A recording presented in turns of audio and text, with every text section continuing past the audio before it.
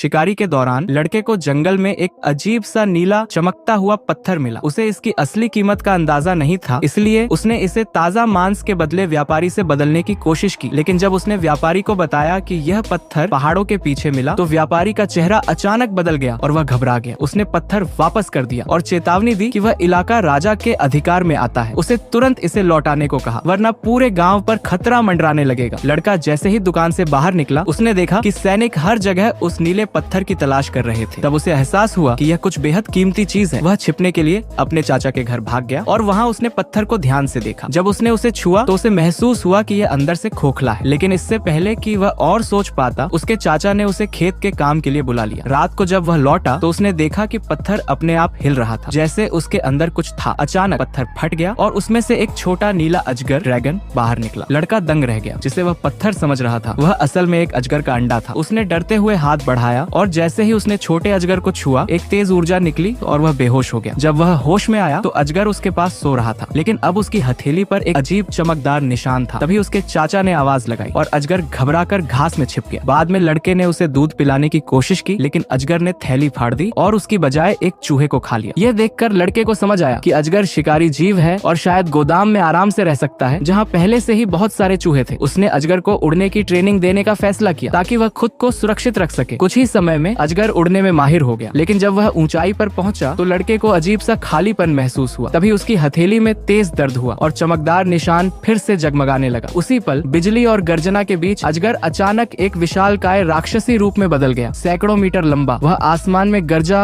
और फिर लड़के के पास वापस आ गया। लड़का यह देखकर पूरी तरह हैरान था, लेकिन असली झटका तब लगा जब